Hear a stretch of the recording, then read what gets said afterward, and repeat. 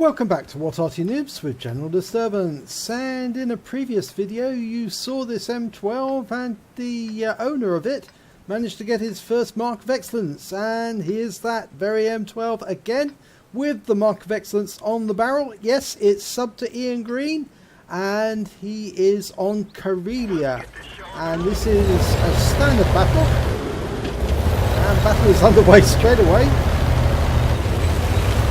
He's heading to the back of the cap.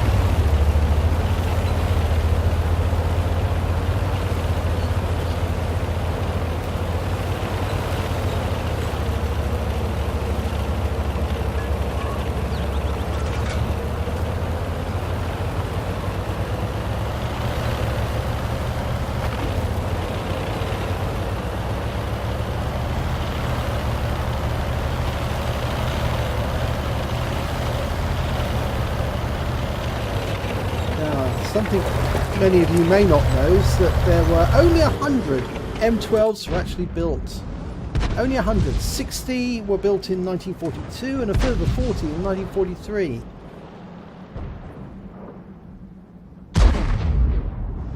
And the gun that's used derived from a French 155mm. Okay, we can see that Wizzy 111 there with the leopard paint job.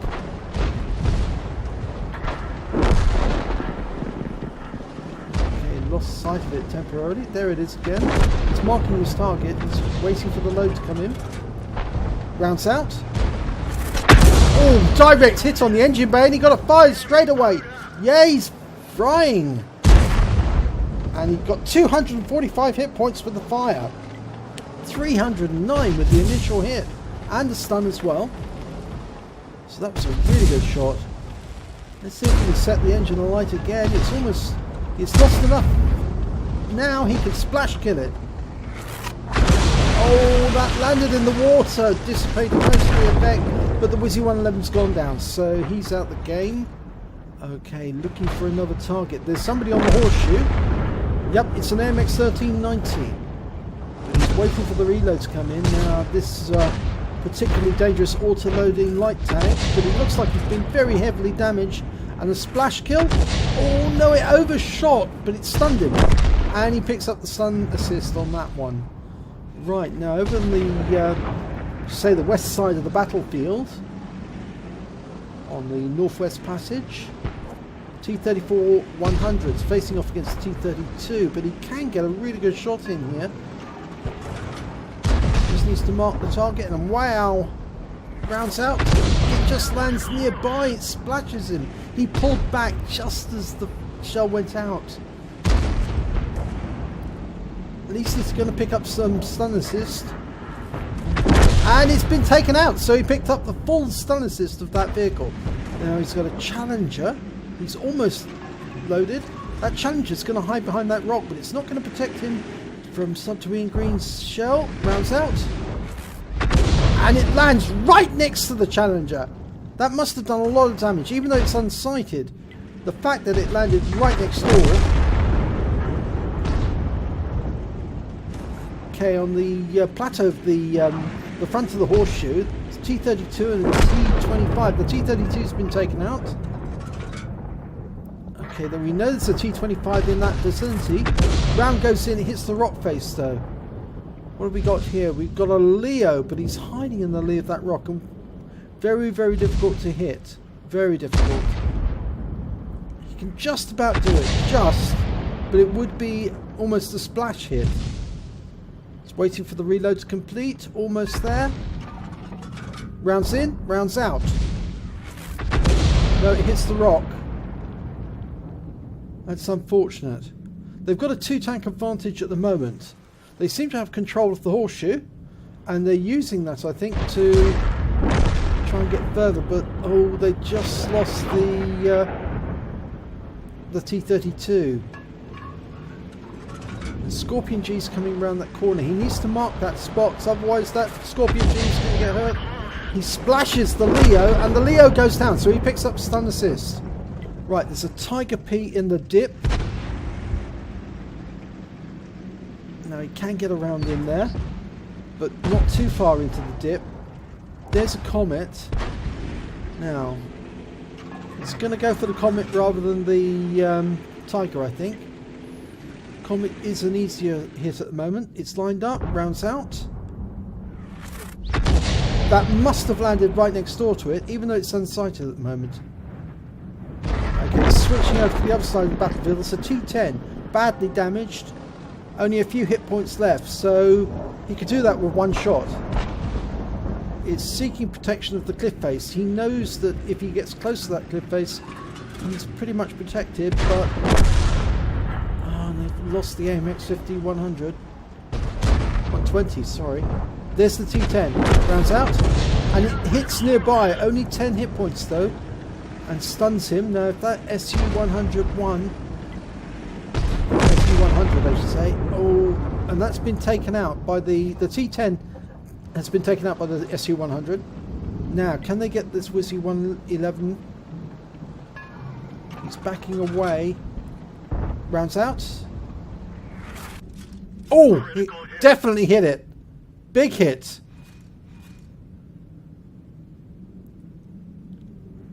But we've lost sight of the enemy now. Still a 2-tank advantage.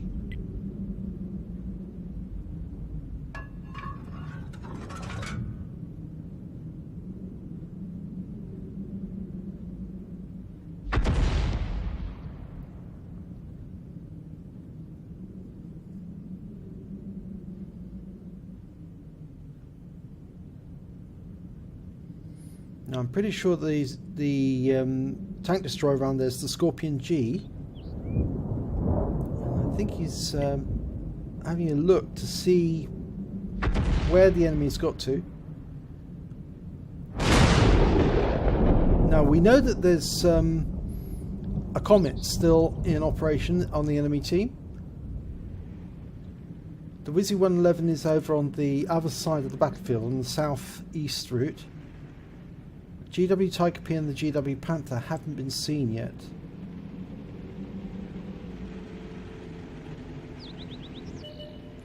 Okay, Scorpion G's moving up. There's the Comet. Now, unfortunately, it's a very difficult shot for him to get it in, but he can do it behind this Comet. Rounds out. And he does. He takes some of the Comet.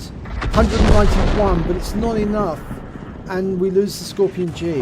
But the Comet itself is taken out. It's taken out by the Tiger P. So that's some distant shot. That's right from over the other side near the horseshoe.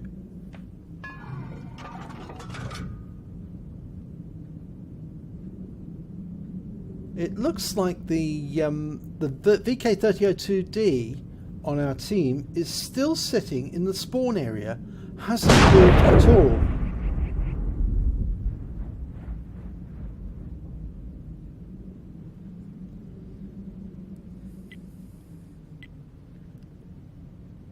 Now, I don't think anybody's going to be in the southern passage because they would have been spotted by now. The SU-100M is down at the up at the east side of the southeast passage, closest to this cap, and they're covering that passage. So if anybody does come that side, we're going to spot them. The Tiger is going to spot them if they come up the centre.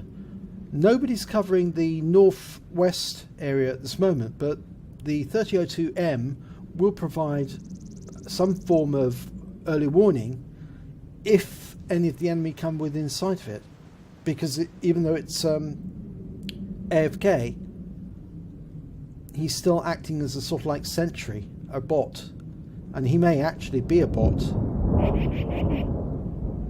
In fact, it's very likely he's a bot.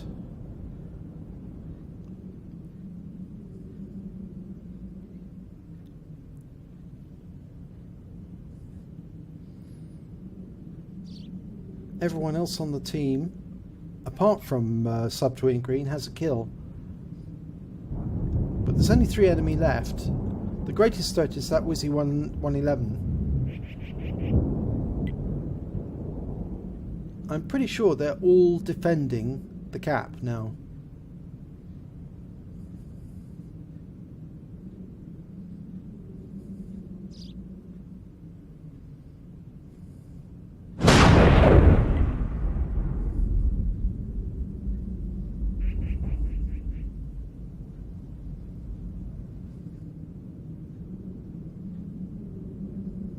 Now, we just lost.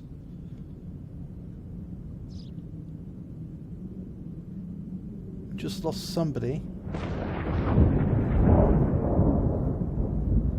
Or did we? Don't think we did actually. No, the SU-100 is still there. So no, it's just that we've lost contact with the SU-100. So he may have lost his radio operator to enemy fire.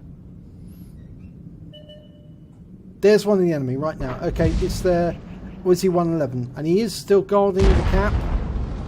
Okay, rounds out, and it splashes him, and so does the SU-14 too. He got around in there as well. So obviously that that Wizzy-111 is badly stunned, but he's probably repositioning now to avoid that Tiger P. And we don't know how much health the Tiger P has.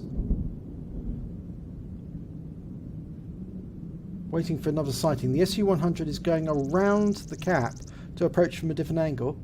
He might get a sighting on the Arty as well at the same time.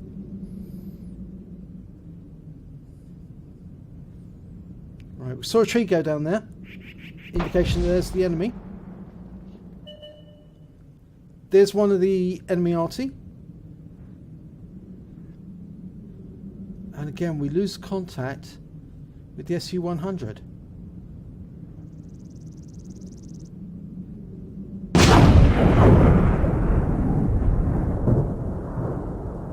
I would have fired at where that tree was knocked down. We saw the, on previous occasions, on this very map, if the tree gets knocked down, somebody's using it for cover. And it's usually wise to put a round in there just to see if somebody's hiding behind that tree. Oh, and he just fired the round at that tree. And there's the enemy Arty's been spotted. It's the GW Panther. And he's going to try and shotgun. In fact, he has shotgunned the Tiger P, because the Tiger P is showing stun. Okay, that round takes out the GW Panther. That's from the school bus. Okay, so they're just down to the last enemy, which is now the Wizzy-111. Because the SU-100 did get the other enemy Arty, the GW Tiger P.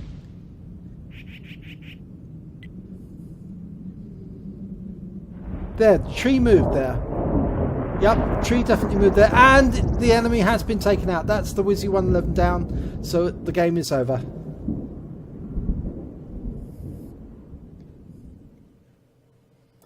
Let's have a look at the end of battle results. And it's an ace tanker for sub to Ian Green in the M12. He also picked up a bruiser medal for getting at least 5 critical hits in crew incapacitations or module damage.